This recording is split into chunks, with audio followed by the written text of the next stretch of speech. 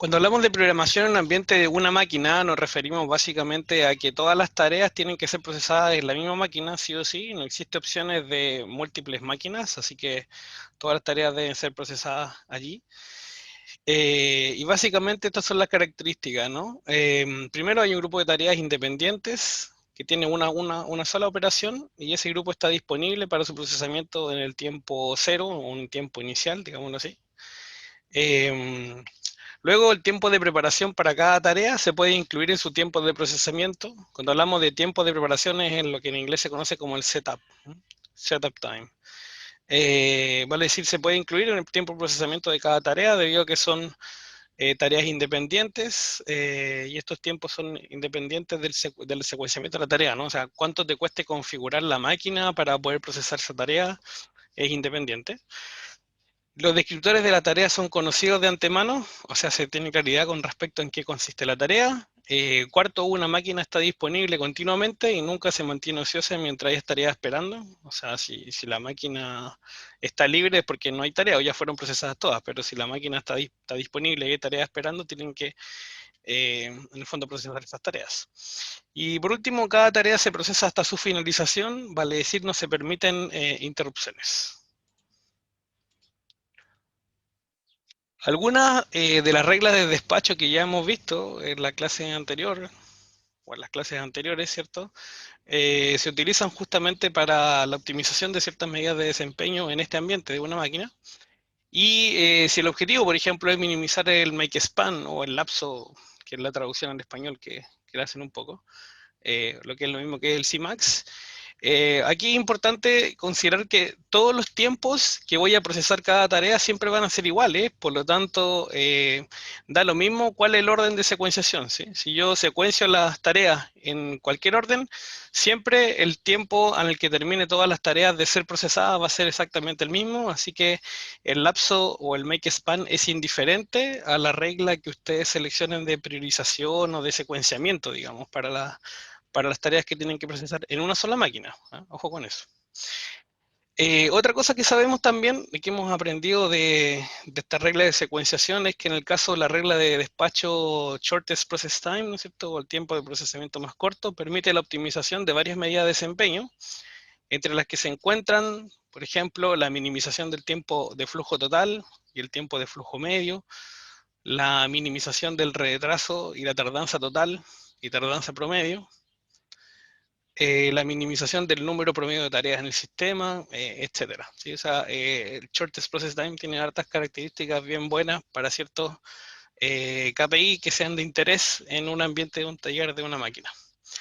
Ahora, en otros casos, ¿cierto? Dependiendo cuál sea el objetivo, la regla de despacho en particular, el earliest due date o la fecha de entrega más próxima, permite la optimización de las siguientes medidas de desempeño. ¿Cuáles? La minimización del retraso máximo, el Lmax, la minimización de la tardanza máxima, el Tmax, eh, y bueno, vamos a ver a continuación acá un algoritmo que nos permite de alguna forma determinar cuál es el número mínimo de tareas tardías que yo podría generar en un ambiente de una máquina eh, de alguna forma es como comprobar una especie de óptimo, ¿no? Con ese sentido, con el sentido de minimizar la cantidad máxima de tareas retrasadas o tardías. Entonces, esta regla, la EDD, entrega, o sea, estamos haciendo acá ¿cómo podríamos decirlo? Un supuesto, ¿no? Si es que esta regla, la EDD, nos entrega que no hay ninguna tarea retrasada, o sea, el orden que nos dio no permite que ninguna tarea sea retrasada, o bien si permite exactamente una tarea retrasada, entonces es una secuencia óptima para minimizar el número total de tareas retrasadas. ¿Sí? Si yo quiero minimizar entonces el número de tareas retrasadas o tardías, esta regla me entrega el óptimo siempre y cuando no te entregue tareas atrasadas o te entrega una sola. Pero si esto te entrega más tareas atrasadas, hay un algoritmo que nos podría permitir entregar una mejor secuencia de cómo minimizo esa medida, ¿no? La cantidad de tareas atrasadas. Entonces, si la regla EDD entrega más de una tarea retrasada, la secuencia EDD no puede producir una solución óptima. Y acá hay unos autores, Moore y Judson, que generaron un algoritmo con el propósito de entregar una solución que permita minimizar eh, esa variable de interés, ¿no? El número de tareas retrasadas. Entonces el algoritmo es más o menos el siguiente. Primero dice que tenemos que ordenar las tareas según la regla EDD, vale decir la fecha de entrega más próxima.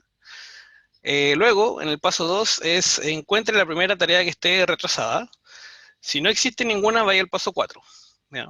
Después, en el paso 3, considere todas las tareas hasta la tarea encontrada en el paso 2, inclúyela o incluyéndola.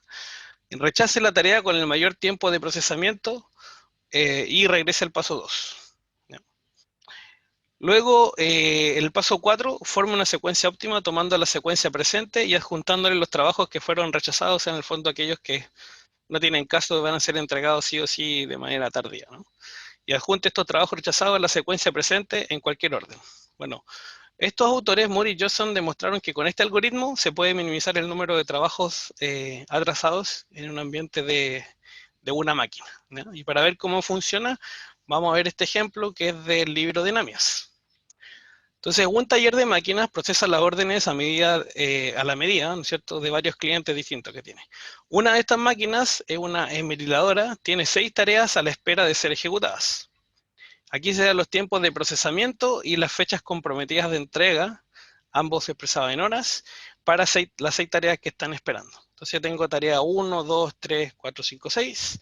La fecha de entrega, el día, o sea, la hora 15, la hora 6, 9, 23, 20, 30. Y el tiempo de procesamiento en horas también, 10 horas, 3 horas, 4, 8, 10, 6. Entonces el taller espera poder entregar las tareas a tiempo, pero en caso de no poder, le interesa minimizar el número de tareas retrasadas. Entonces lo que vamos a hacer es aplicar el algoritmo de Moore-Johnson para este fin. Entonces el primer paso que tenemos que hacer es ordenar las tareas por fecha de entrega más próxima y luego revisar cuáles son las tareas que están atrasadas, ¿no? Entonces, si uno revisa en esta tabla, la primera que hay que entregar, la más pronto, es la 2, porque se entrega a las 6 horas. La siguiente más pronto que hay que entregar es a las 9 horas, que sería la tarea 3. Después viene la tarea 1, que demora 15, o sea, pero no demora, sino que tiene estipulado entrega a las 15 horas. Después viene la 20, la tarea 5, que tiene 20 como fecha de entrega. Después viene 23 y después viene 30. Esa sería la secuencia que acá hicimos, ¿no? Entonces acá tenemos ordenadas por fecha de entrega cada una de las tareas que mostramos recién. Acá están los tiempos de procesamiento y lo que tenemos acá al final es el tiempo de terminación, o sea, o completación, no sé cómo quieran verlo, o sea, el C sub I, en el fondo, cuándo están listas en el taller para ser entregadas esas tareas. Entonces, en el caso de la tarea 2, dado que demora 3 unidades y comienza en el tiempo 0, entonces en el tiempo 3 está lista. Después, la tarea 3 comienza, ¿no es cierto?, después que termine la 2, y la 2 terminó la 3, ¿cierto? Y como demora 4, 3 más 4 son 7, así que en el día 7, o sea, bueno, la hora 7, perdón, está lista la tarea 3. Después, la tarea 1 viene, pero la tarea 1 demora 10 horas, ¿ya? Y como comenzó en el 7, termina en el 17. Pero ¿qué pasa? Que esto estaba pensado o tenía una fecha de entrega programada para las 15 horas. ¿Ya? Entonces, esta que está acá representa la primera tarea atrasada que encuentro en la secuencia, ¿no? Obviamente, todas las que vienen para allá también están atrasadas. Si ustedes ven, por ejemplo, este 20 es la fecha de entrega en horas, pero aquí se estaría entregando a la hora 27, esta es la hora 35 y esta es la hora 41. O sea, todas estas están atrasadas. Pero la primera atrasada es la 1. Entonces el algoritmo, ¿qué es lo que dice? Volvamos al algoritmo para que no se pierda. El algoritmo dice, encuentre la primera tarea retrasada, si no existe vaya al paso 4. En este caso existe, ¿cierto? Entonces nos dice considere todas las tareas hasta la tarea encontrada en el paso 2, incluyéndola, o sea, hasta la primera tarea que está atrasada. Rechace la tarea con mayor tiempo de procesamiento y regrese al paso 2. Entonces, determinamos esta. ¿Cuál es la mayor tarea con tiempo de procesamiento? ¿Cuál es la que se demora más en procesarse? ¿Qué ven ustedes ahí?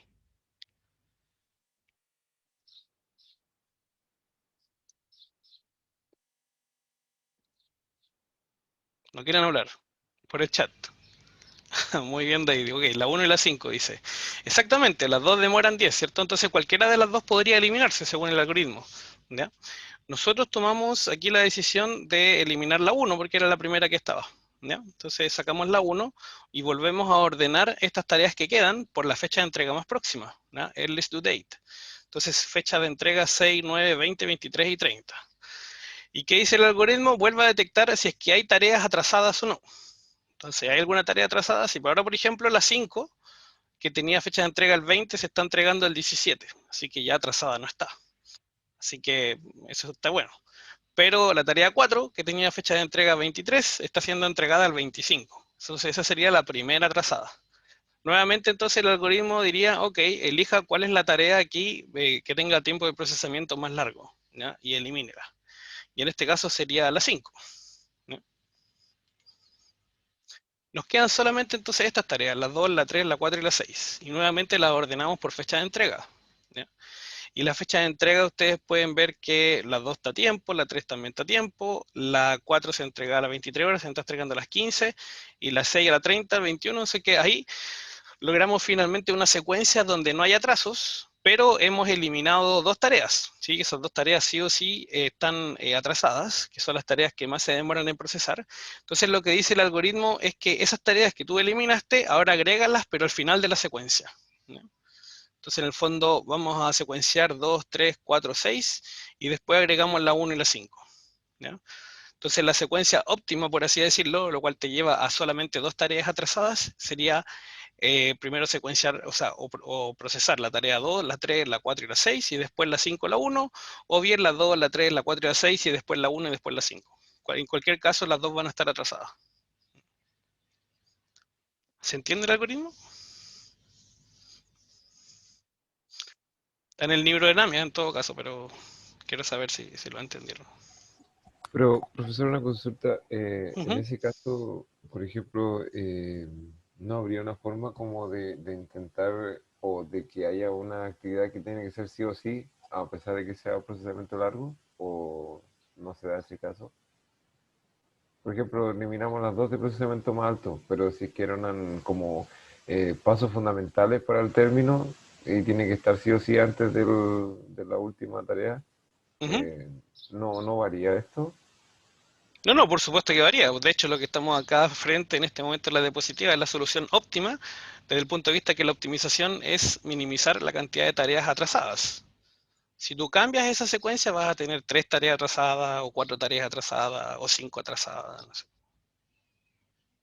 El objetivo es minimizar el número de tareas atrasadas. Para eso fue construido el algoritmo. No es otra cosa. Ya, perfecto. ¿Alguna otra duda? ¿Se entendió el algoritmo? ¿Mm? Entonces, ojo con la función objetivo de lo que están minimizando. ¿No? Porque acá son muchos los criterios y son muchos los ambientes de talleres, entonces eso los puede confundir un poco. Bien, bueno, eso es lo que queríamos aportar un poco en lo que es talleres de programación de una máquina. En el fondo no hay mucho más porque ahí lo más importante son las reglas SPT, el EDD y este algoritmo que acabamos de ver en fondo para minimizar el número de tareas tardías, pero mucho más que hacer no hay.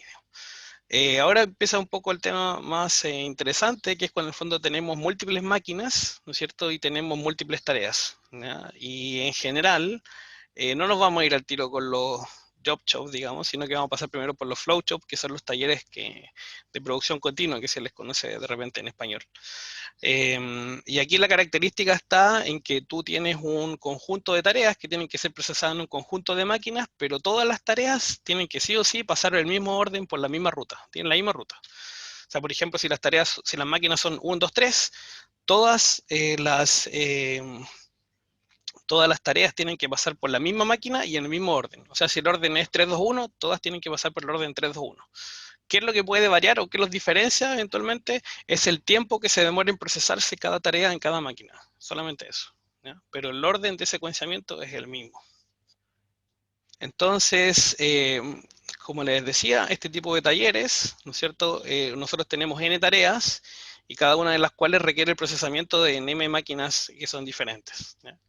El orden en que las máquinas requieren procesar a cada una de las tareas se llama secuencia del proceso en esta tarea y la secuencia del proceso de todas las tareas son las mismas porque es un flow chop, no un job chop. Sin embargo, los tiempos de procesamiento para varias tareas en una máquina pueden ser diferentes, un poco lo que explicábamos recién, ¿no? Y este tipo de programación, ¿no es cierto? Este tipo de talleres es conocido como una programación permutable, en el fondo porque puede haber una permutación en el orden en que están las tareas, ¿no? O sea, ¿cuál es la idea? Para que la entienda la lógica, que si ustedes tienen N tareas y tienen que decidir cuál tarea procesan primero, ya saben que las máquinas están fijas, ¿no? Pero tienen que decidir cuál procesan primero, entonces hay N factorial, secuencias posibles, ¿no? De ahí viene el concepto de programación permutable. Entonces, si una operación está ausente en una tarea, puede asumirse de alguna forma, perdón, que el tiempo de procesamiento es ocioso, digamos, que es cero, digamos. Se asume como cero el tiempo de procesamiento para esa tarea en esa máquina. El problema de programación en los talleres de producción continua puede ser caracterizado por lo siguiente, y esto es importante, digamos, para que tomen nota en cuanto a qué características son relevantes de este taller. Un conjunto de tareas de múltiple operación está disponible para su procesamiento en el tiempo cero. Cada tarea requiere de M operaciones y cada operación requiere de una máquina diferente. Eso es lo primero. Luego, el tiempo de preparación para las operaciones es independiente de la secuencia y se incluye en los tiempos de procesamiento. Sí, ya lo habíamos hablado en todo caso un poco en lo que son los ambientes de una máquina, ¿no? Tercero, los descriptores de la tarea se conocen de antemano. ¿Ya? Cuarto, hay M máquinas diferentes que están disponibles de manera continua.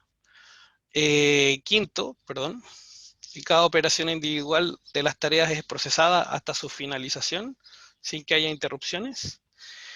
Y entonces, como les decía, si uno viera esto como que tengo tantas máquinas, máquina 1, 2, 3, 4, 5, 6, 7, 8, y en cada una de ellas yo pudiera elegir el orden, entonces la cantidad de combinaciones sería n factorial elevado a m, ¿no? Lo cual es una monstruosidad de secuencias posibles, digamos, a procesar en un taller. Pero como les digo, solo debemos considerar n factorial. ¿Por qué? Porque en el fondo, una vez que ya decides el orden en el que se procesan las tareas, automáticamente está dando el orden en el que se va a procesar en las máquinas, porque eso viene prefijado por el orden que tienen que seguir dentro del taller eh, estas tareas. Esto fue porque es un flow chop, ¿sí? Después vamos a ver el caso de job chop o open chop, ahí sí ya efectivamente tendríamos que hablar de algo así como n factorial a la m, algo distinto, un poco más grande, más complejo. Pero sin embargo, como dice aquí, n factorial sigue siendo un número grande, ¿no? Por ejemplo, si tuviéramos 5 tareas nomás, serían 120 formas distintas de procesar eso. Bueno, y eso independiente de la cantidad de máquinas que tengan, ¿no? Entonces, la principal diferencia entre la programación de los talleres de producción continua y la programación de una sola máquina que ya hemos visto es que el tiempo ocioso insertado puede ser ventajoso para la programación de talleres de producción continua. Aunque la máquina actual esté libre, si la tarea de la máquina anterior no ha sido liberada, o sea, todavía no, de alguna forma no se termina de hacer la operación anterior, entonces no puedo empezar a procesar esa tarea en la siguiente máquina porque todavía se está procesando en la tarea anterior, ¿ya? Además, en la máquina siguiente, por ejemplo, ¿qué puede pasar? Que bloquee la máquina que tú esta tarea, por ejemplo, la tienes lista, ya se procesó en la máquina 1 y necesita pasar a la máquina 2, pero la máquina 2 a lo mejor no está libre porque al momento en que tú quieres pasarla, o al momento en que termina la tarea actual en la máquina 1, no puede pasar a la 2 porque la máquina 2 está procesando otra tarea, ¿ya? Entonces, captura, digamos, de alguna forma el recurso máquina y no lo puedes pasar. Entonces, eso te genera obviamente conflictos o problemas en la carta GAN, en la planificación, en la programación o en el schedule, como le quieras llamar. Entonces, por lo tanto, la máquina actual tiene que estar ociosa por algún momento, ociosa y bloqueada, digámoslo así, porque tampoco puede empezar a hacer otra cosa. Y así el tiempo ocioso insertado en algunas máquinas varía, llevaría a la optimalidad. Bueno, eso de que esté bloqueado en realidad depende cómo esté configurado el taller, ¿no? Porque si el taller tiene algún lugar para dejar en algún momento como así como WIP, como Working Process, ese elemento, a lo mejor puede liberarse la máquina y la máquina siga procesando otras tareas, pero la tarea siguiente no puede empezar a procesarse la siguiente máquina porque la siguiente máquina está ocupada, así que tiene que quedar esperando por algún lugar. Bien, veamos un ejemplo para que entiendan un poco cómo se ve esto de los flowcharts, ¿ya? Y después vamos a ver algunos algoritmos asociados. Entonces, consideremos el siguiente conjunto de tareas cuyos tiempos de procesamiento se muestran a continuación. Entonces acá tengo 4 máquinas y tengo 4 tareas. Y lo que aparece en cada entrada posible de esta matriz, en el fondo es el tiempo de procesamiento que necesita cada tarea en cada máquina. Acuérdense que todas las tareas tienen que pasar por las mismas máquinas, ¿ya? Y vamos a asumir que el orden de las máquinas acá no lo dice, pero me imagino que pasa primero por la máquina 1, después por la 2, después por la 3 y después por la 4. ¿Sí? O sea, 1, 2, 3, 4. Lo que hay que elegir es en qué orden se secuencian, ¿no? Este 4 factorial, o sea, 24 formas posibles de secuenciar estas tareas en estas máquinas. Siendo que acá, por ejemplo, demora 20, acá demora 45, acá 15 y acá 40. Nos pedían algo en el enunciado específico que dice genera una programación asumiendo que estas tareas hay que procesarlas en el orden 2, 4, 1 o 3. Entonces primero la 2, después la 4, después la 1 y la 3. ¿Sí? Pensando en el tiempo de procesamiento en la máquina 1, eso vendría siendo como el longest process time, ¿no? Pero pensando solo en la máquina 1. Entonces la tarea 2 se procesa en la máquina 1 apenas se puede, eso quiere decir que parte en el tiempo 0. Ahora, como el tiempo de procesamiento, ¿no es cierto?, de la tarea 2 en la máquina 1 es 45, en ese tiempo 45 termina y el resto de las tareas por mientras espera. Al tiempo 45 en particular, la tarea 2 empieza a procesarse entonces en la segunda máquina, va a la máquina 2 y la máquina 1 se libera. Y como se libera y hay tareas esperando por ser procesadas, comienza la tarea 4. La máquina 2 finaliza esta tarea 2, ¿no es cierto?, en 30 unidades de tiempo más tarde, ¿sí? Eso vale decir, partiendo en 45 más 30 serían 75, entonces el tiempo es 75, la máquina 2 se libera de la tarea 2, y en ese momento la máquina 1 está procesando todavía la tarea 4. Por lo tanto, la tarea 2 comienza a procesarse en la máquina 3, pero la máquina 2 queda ociosa hasta que pueda terminarse de procesar la tarea 4 en la máquina 1, que sería en el tiempo 85. Bueno, eso es lo que se ve en esta carta acá, ¿no? Entonces aquí yo tengo el tiempo de procesamiento de la tarea 2, el tiempo de procesamiento de la tarea 4, el tiempo de procesamiento de la tarea 1 y la tarea 3. Acá obviamente la máquina 1 que se procesa, nunca hay en el fondo tiempos ociosos o pérdidas en el fondo, porque si todas las tareas están disponibles para empezar a ser procesadas en el taller, apenas se desocupa la máquina, empieza el tiro con otra.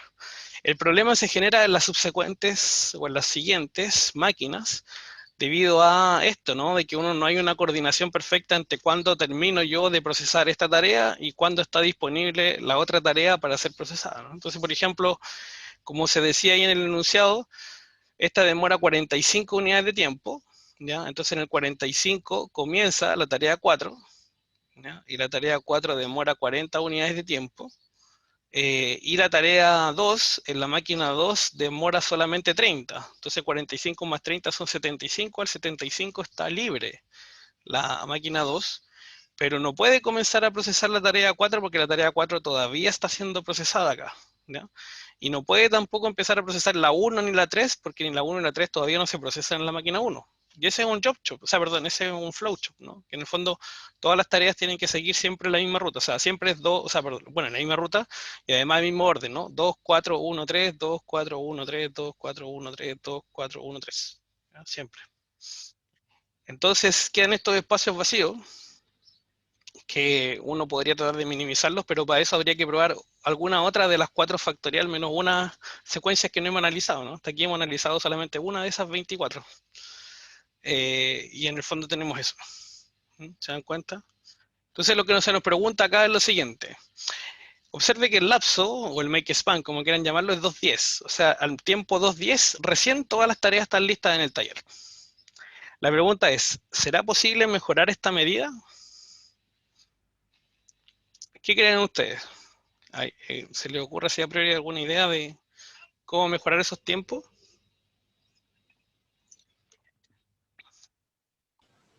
Partir tareas sincronizadas, ¿no? Sí que se pueden partir, eh, no sé, por la 2 con la 4 se puede decir partir al mismo tiempo.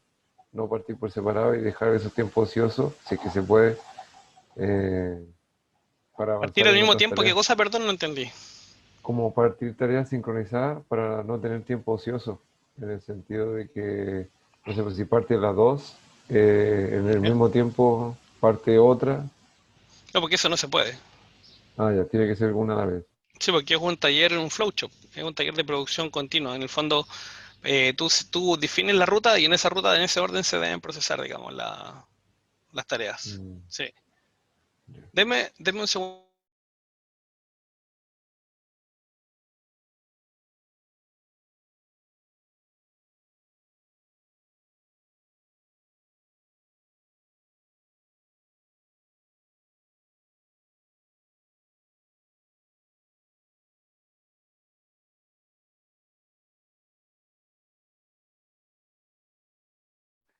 Ya, disculpen, que estaban gritando aló, aló y no era capo, pero estaban gritando. Ok, entonces, como les decía, en un flowchart necesariamente tienen que seguir un orden específico. O sea, tú defines el orden y una vez que está dado el orden, ese orden tiene que ser el mismo para las máquinas y no puede en el fondo procesarse una tarea antes que otra, porque todas siguen el mismo orden. O sea, si acá el orden fue 2, 4, 1, 3, en todas las máquinas tiene que seguir ese orden. Es distinto a lo que es los job shops, ¿no? En el fondo, en los job shops donde eventualmente cada tarea puede seguir su misma ruta y se pueden procesar de distintas formas en las máquinas. Pero alguna otra secuencia de las 23 posibilidades que se le ocurra eventualmente que podría ayudar, Profe, dígame. podría ser partir con, no sé, con la última que se leí, la 2413, bueno, como siempre eso, pero la más chiquitita. Se puede, ¿no? O sea, efectivamente, yo creo que por ahí hay una buena idea. Y lo que ustedes pueden visualizar acá es que pasa mucho tiempo hasta que se empieza a usar la máquina 2, mucho más tiempo hasta que se empieza a ocupar la máquina 3, mucho más tiempo hasta que se empieza a usar la máquina 4, ¿no? Entonces, para, por ejemplo, mejorar ese índice de liberar o empezar más rápido a producir en las otras máquinas, lo que uno podría priorizar es que efectivamente el orden sea que la primera tarea que se haga no sea la que tenga procesamiento más largo, sino la que tenga el procesamiento más corto. Por ejemplo, si empezáramos con la 3 y no con la 2, yo sé ya que al tiro, por ejemplo, acá son 15 unidades de tiempo, ¿no? Entonces al tiempo 15, al tiro empiezo digamos, utilizar la máquina 2 y eso hace que el sistema empiece a andar mucho más rápido. ¿Mm? Entonces esa es una de las cosas que uno podría visualizar, que priorizando, digamos, por esta, que se demora menos, las siguientes máquinas empiezan a funcionar más rápido, ¿no? Y eso hará seguramente que el lapso o el make span sea menor. Entonces, eh, bueno, recién vimos solamente una de las posibilidades, ¿no es cierto? Una de las 24.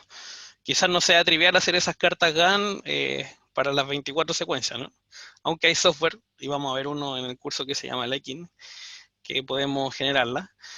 Pero de todas formas, existe una forma de estimar esto y es a través de una cota, ¿ya? Entonces, hay una cota inferior que uno puede calcular para el lapso o para el make span, y básicamente esta es la idea, ¿no? Entonces, para saber uno si es que efectivamente lo que obtuvo es un make span óptimo, ¿no?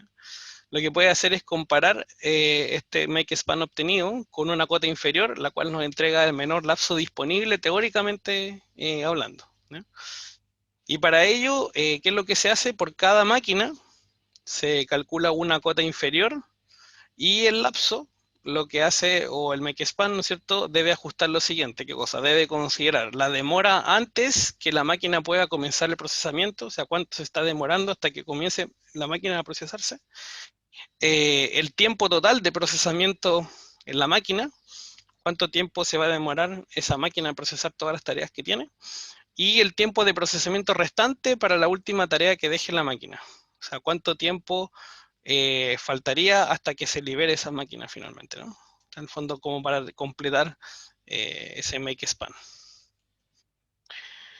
Y de esa forma, la cota inferior para cada una de las máquinas se determina así, ¿no? O sea, la primera expresión que está acá, que dice el mínimo sobre I de la suma de R igual 1 hasta J menos 1 de los P sub IR, representa en el fondo el mínimo tiempo de procesamiento hasta antes, que esa, ¿cuánto es lo más próximo que yo puedo abrir esa máquina? O sea, empezar a usarla, ¿ya? Y eso depende de los tiempos de procesamiento, ¿ya? De cada una de las tareas que voy a hacer ahí, en esa máquina, en la máquina I, por eso dice P sub IR, donde R son las tareas que yo voy variando. Bueno, espérense, aquí hay algo que me entró la duda en la anotación. Si J es la máquina, entonces el índice I en realidad es, es la tarea, ok.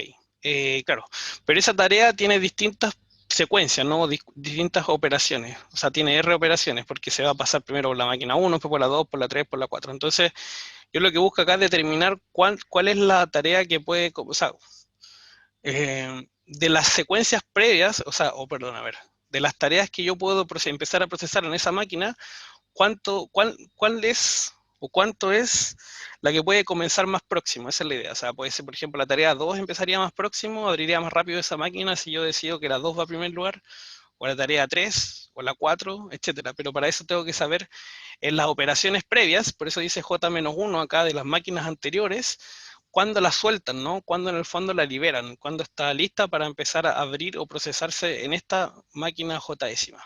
Eso es lo primero, entonces, es el tiempo de procesamiento previo.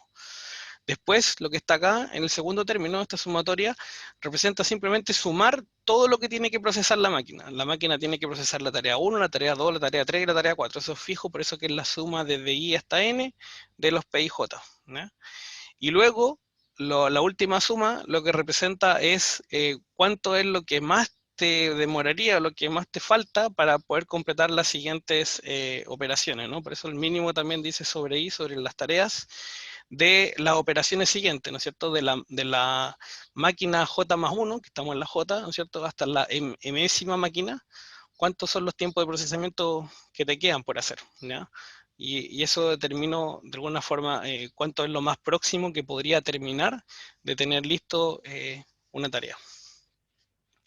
Entonces, estos tres términos que están acá, como dice acá, corresponden a la cota inferior de cuando la máquina J pueda comenzar, el tiempo de procesamiento de todas las tareas en la máquina J, y una cota inferior sobre qué tan pronto la máquina J debe finalizar antes del término de la programación, hasta que terminen finalmente las operaciones que faltan para las tareas, ¿no? Entonces, dado que cada máquina provee una cota inferior válida, la mayor de todas esas cotas, ¿no es cierto?, es también una cota inferior. O sea, vale decir, el peor escenario, por así decirlo, o la cota más mala, es la cota más realista, digamos, de cuánto debería ser el make span óptimo en teoría, ¿no? Que en teoría se podría obtener. Entonces vamos a ver cómo este criterio o esta definición aplica para el ejemplo anterior para determinar una cota del make span. Ya, entonces, primero, lo que tendríamos que hacer, por ejemplo, en la máquina 1 comienza a procesar tan pronto se puede, o sea, en el tiempo cero. Por eso que acá aparece un término cero, porque este término, acuérdense, en la primera sumatoria representa qué tan pronto puede abrir o puede empezar a procesar esa máquina, ¿no? Entonces, lo tan pronto que puede abrir en el fondo es el tiempo cero. Después yo le sumo todos los tiempos de procesamiento de todas las tareas, de la tarea 1 hasta la tarea 4 en la máquina 1, y luego yo sumo cuánto es lo más pronto que pueden terminar de estar listas esas tareas según todas las operaciones que le quedan. Entonces estos tiempos que estamos sumando acá, 35, 15, 20, 30, 25, 10, etcétera, es cuánto tiempo le falta por procesar a cada una de las tareas que yo tengo, ¿ya?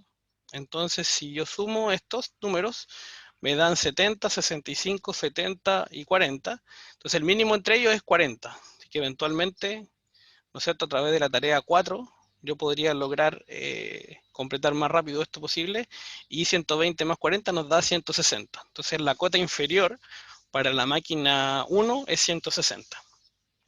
En el caso de la máquina 2, yo ya tengo tareas previas, ¿cierto? Porque en el fondo las tareas pasaron por la máquina 1. Por lo tanto, la pregunta es primero, ¿cuál es lo más pronto que puede comenzar a abrir la máquina 1? Bueno, en el tiempo 15. ¿Y por qué en el tiempo 15? Porque la tarea 3, si la proceso primero en la máquina 1, ya el tiempo 15 puede empezar a funcionar en la máquina 2. Luego sumo todos los tiempos de procesamiento de todas las tareas en la máquina 2, y luego sumo las actividades que me quedarían para poder finalizar, ¿no? Entonces acá en el fondo sumo 35, 30, o sea, perdón, no sumo, sino que determino el mínimo, ¿no? 35, 35, 55 y 30. Y el mínimo entre ellos, perdón, sería 30. Así que al final sería 15 más esta suma más 30. Eso nos da una cuota inferior de 135. Igual está muy rebuscada esa cuota, ¿eh? Demasiado exigente, encuentro yo. Pero en todo caso, después acuérdense que vamos a hacer una cuota por cada máquina y después el máximo de las cuotas es la cuota que podemos encontrar como teóricamente factible, ¿no? Después pasa por la máquina 4, ¿ya? Perdón, por la máquina 3, perdón, antes de la 4. Y en la máquina 3, entonces, la misma idea de antes. ¿Cuánto es lo más pronto que pueden comenzar a abrir? Bueno, aquí, si se dan cuenta, yo ya sumé en el fondo los términos anteriores, pero no sé, por ejemplo, este 55 es, no sé si 45 más 10 o 40 más 15 en el fondo, pero son las dos, la tarea 1 ya pasó por la máquina 1 y por la máquina 2, ¿no? Esa es la idea. Y acá lo mismo, entonces lo más pronto que puede abrir la máquina 3 en el tiempo 30, después sumo todos los tiempos de procesamiento y después acá veo cuánto es lo más rápido que pueden terminar de ser procesadas todas estas tareas en la máquina siguiente, que les faltaría, que sería una operación manual, que sería pasar por la máquina 4, que esto sería 5. Y si ustedes suman todo esto, esto nos da 150. Y luego, por ejemplo, en la máquina, para la máquina 4, la cuota inferior sería la misma idea. O sea, bueno, aquí por ejemplo, ¿por qué se le suma 0 al final? Porque como es la última actividad, ya no le quedan tareas subsecuentes, ¿no? O no le quedan operaciones adicionales a las tareas para que queden listas en el taller. O sea, pasan por la máquina 4 y quedan listas. Así que en el fondo es la suma de todos los tiempos de procesamiento más 0, más cuánto es lo más pronto que puede abrir esta máquina, ¿no? Y lo más pronto que puede abrir, bueno, va a depender de cuánto suman las distintas tareas previas que pueden ser procesadas en la máquina 1, 2 y 3. Entonces, por ejemplo, si uno suma las tres primeras tiempos de la tarea 1, eso suma 70. ¿Sí? Así que al tiempo 70 sería lo más pronto que podría estar abierta la máquina 4. Y eso nos da 110. Entonces, entre 150, 110, 160 y 135, la mejor cota es 160, porque es el máximo de ellos, ¿no? Es el escenario que domina a todos, por así decirlo, ¿no? Entonces, no sabemos si es posible obtener esta cota inferior, pero posiblemente sea mejorable el valor de 210 que habíamos tenido en esa gráfica que mostramos anteriormente, ¿no? Ahora, ¿cómo se logra ese valor 160? Eso es importante, ¿ya? Entonces, si uno va a buscar cómo se obtuvo el 160, entonces se obtuvo en la máquina 1, ¿ya? Y entonces sería importante ver qué tipo de secuencia se logra acá. Entonces, por ejemplo, al comienzo, esto comienza al tiro, ¿no es cierto? Estos son todos los tiempos de procesamiento, así que aquí no define nada, pero sí lo que es interesante es cuál es lo que se demoraría menos en las operaciones restantes que les quedan hacia futuro, ¿no? Y si nos comparamos el mínimo entre todas ellas, el mínimo es 40. Y eso se alcanza ¿con quién? Con la tarea 4. Entonces la tarea 4 pareciera que es importante a considerar, ¿no? Aquí, por ejemplo, dice que este valor se obtiene al poner al último la tarea 4. Efectivamente, la tarea 4, como es la que le queda menos por procesar, sería interesante eventualmente considerar esa idea, ¿no? Como que la tarea 4 fuera el último, para que, por qué es importante el último? Porque es el make span. Entonces el make span, el lapso, es cuando la última tarea está lista. De todas las que yo tengo en conjunto, en qué momento la última tarea está lista.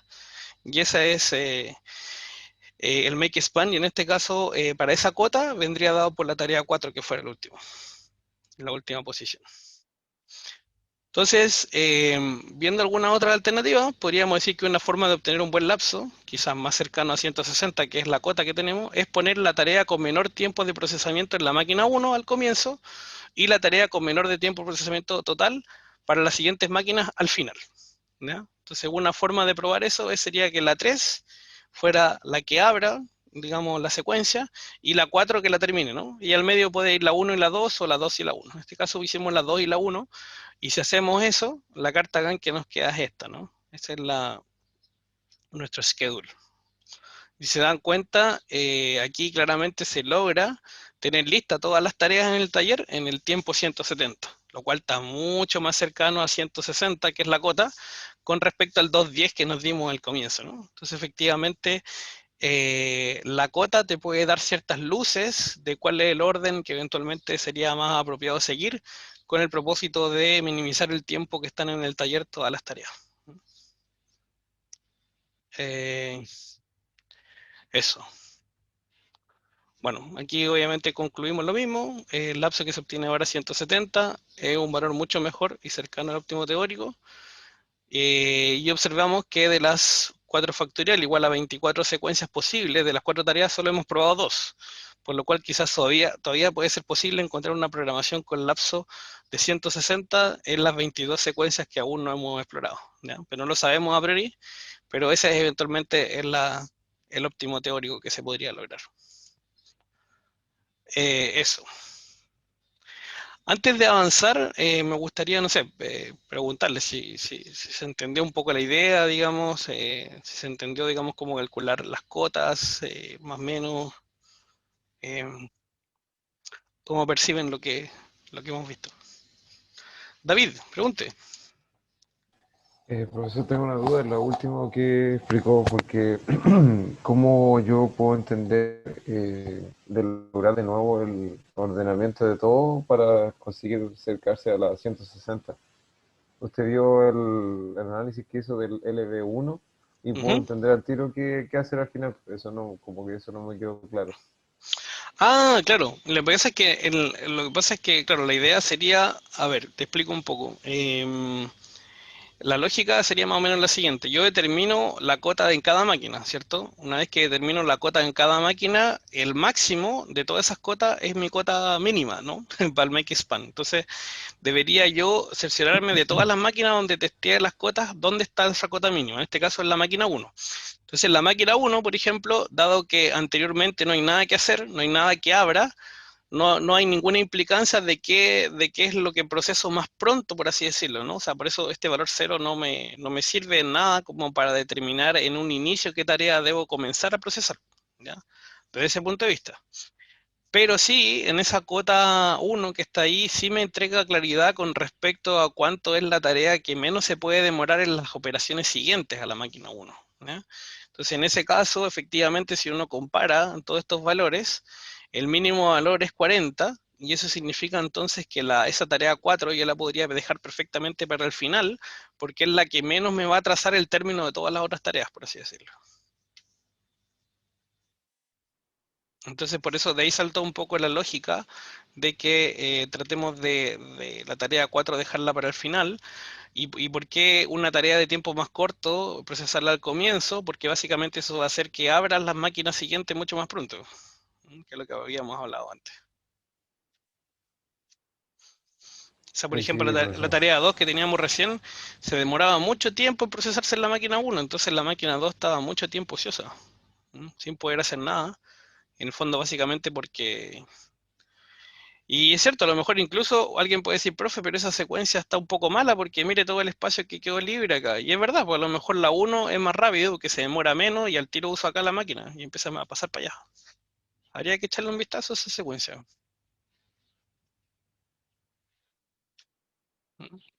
Pero esa es más o menos la idea, o sea, eh, que tiene bastante sentido en cuanto a que colocar tareas de corto procesamiento al comienzo para que las máquinas siguientes se abran rápido y las tareas que les quedan poco por hacer de ahí en adelante, después de pasar de esa máquina, también hace sentido, digamos, que vayan más allá, ¿no?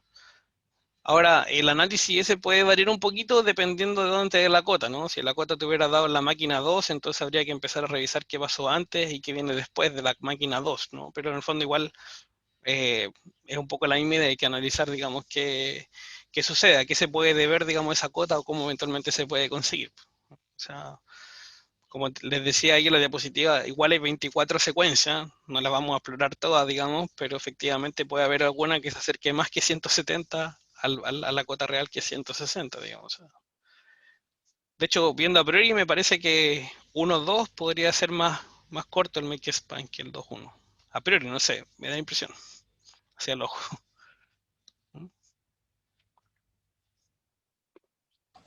Sí, no, sí, eso me quedó claro, profe. Sí, lo último que dijo, igual en ese sentido, si es que hubiera sido la cuota inferior, por ejemplo, la 3 Ujú, igual va por la misma idea, ¿cierto?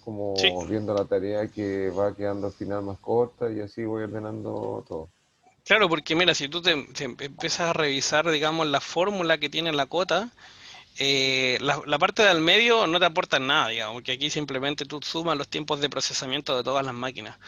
Pero a la cota en la parte previa y en la parte final sí te entrega información importante porque en el fondo te está diciendo, como esto es un mínimo, pero un mínimo por tarea, te está diciendo cuál tarea entonces conviene procesar antes y en el fondo cuál tarea conviene procesar después.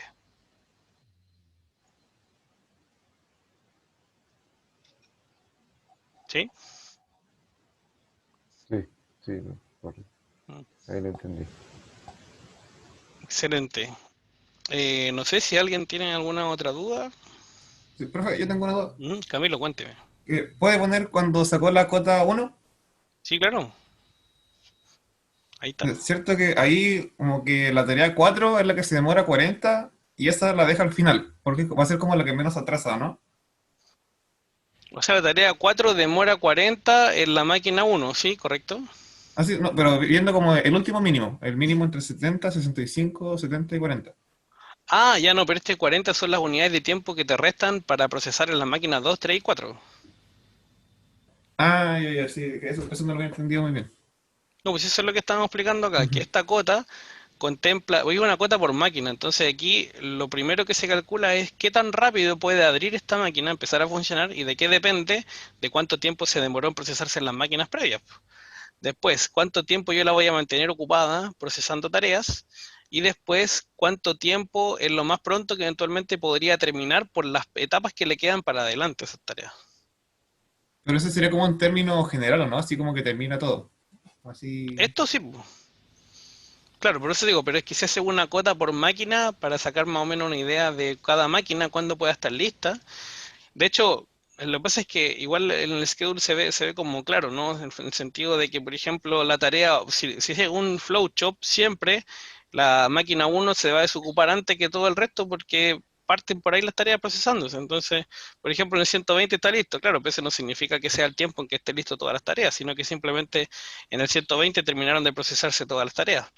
De hecho, este valor 120 siempre va a ser el mismo, porque aunque yo cambie la secuencia la que sea, siempre va a terminar ahí, digamos, porque esto es como si fuera una sola máquina, ¿no?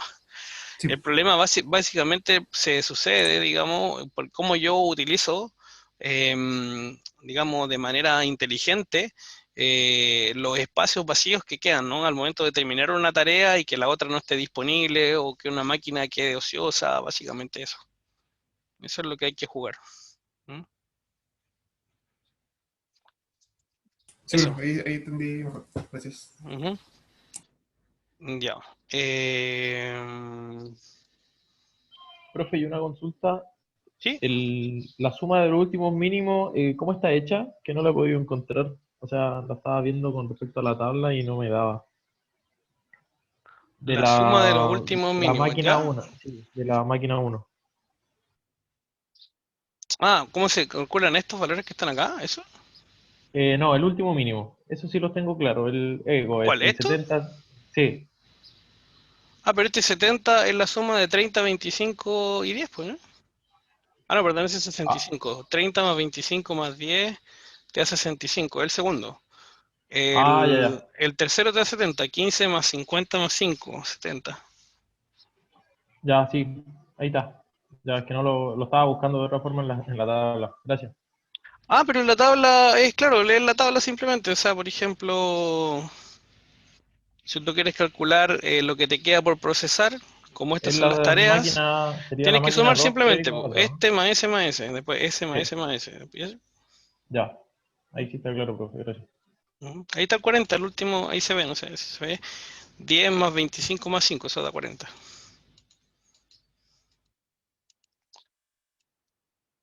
Perfecto. ¿Qué diapositiva o qué tema que quería ver? El gráfico. ¿La carta GAN? ¿Esta? École. ¿O la Sí, inicial? ¿Esa? sí, por ejemplo, la que menos se demora la dejó al último porque es como la que menos se atrasa, ¿no? Sí, Así pero como. básicamente igual es porque me dio luces de eso la cota inferior que estábamos hablando recién, pues. O sea, por ejemplo, la mejor cota es 160, ¿no? Porque es el máximo de todas las cotas. Y eso se Ujú. consiguió en dónde? En la máquina uno. Entonces, la máquina uno, el tiempo inicial cero no te va a entregar mayor información, porque en el fondo todas las tareas sí o sí se procesan primero por la máquina uno, así que ahí no te dice nada en el fondo. Este término que está acá tampoco te dice nada en el fondo porque te está sumando todos los tiempos que deben ser procesadas todas las tareas en la máquina uno. Y luego, lo que sí te da información es lo siguiente, ¿no? Porque cuando yo calculo el mínimo acá, determino el mínimo entre todas las operaciones que te faltan para poder terminar esa tarea. Entonces, el mínimo entre todas ellas en este caso dio 40. Entonces, que no haya dado 40 nos da luces de que podemos dejar para el final, o sea, o no empezar a procesar tan rápido, digamos, la tarea 4, porque la tarea 4 una vez que empieza a procesarse, es muy poco lo que le falta para terminarse. De hecho, eso es lo que se observa en la carta GAN, o sea, que la tarea 4 en el fondo rápidamente logra, bueno, relativamente rápido, ¿no? Pensamos que el 120 se libera de la máquina 1, pero ya en el 170 está libre a pesar de que tiene harto tiempo de procesamiento. O sea, de hecho es súper poco el tiempo vacío, por así decirlo, o tiempo ocioso que genera alguna máquina producto de ella, ¿no? Producto de que se demore mucho en procesarse antes, ¿no es así? Po? ¿Mm? O sea, efectivamente es como bien rápido. Entonces, básicamente eso es lo que nos da la cota inferior en ese aspecto. Nos dice de alguna forma cuánto es lo más tardío que podría, ¿cómo se llama esto? Cuánto es lo más tardío que podría demorarse eh, o una tarea, ¿no es cierto?, en completarse en el fondo de eso. Pero cuánto es lo más tardío en el punto de vista, o mejor dicho, a lo mejor no es lo más tardío, es lo menos tardío, porque en el fondo es el mínimo, o sea, lo que tú debes ver, cuál es la tarea que yo puedo dejar hasta el final, porque se demora mucho en terminar las siguientes operaciones, básicamente eso.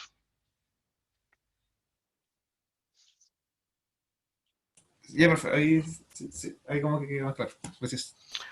Pero revise bien la fórmula en todo caso, o Sí, sea, sí. básicamente, pero si te das cuenta, en el fondo, lo que va al final, esto, por ejemplo, esta parte, o acá, bueno, acá es cero porque no hay más máquinas, digamos, pero acá, esta parte que va al final, eso te indica de partida cuánto es la tarea que podría dejarse un poco hacia la cola, por así decirlo.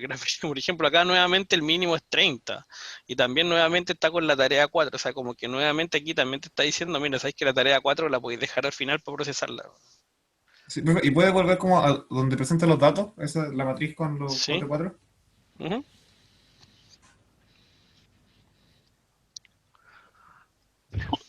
Ahí está.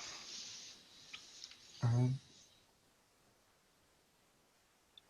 Sí, porque ahí nos dicen que sí, sí o sí tiene que ser 2 4 1 3. ¿Ese da el orden de las tareas o como de las máquinas? Como que ahí me. Eso yo creo que es como que me. Perdón.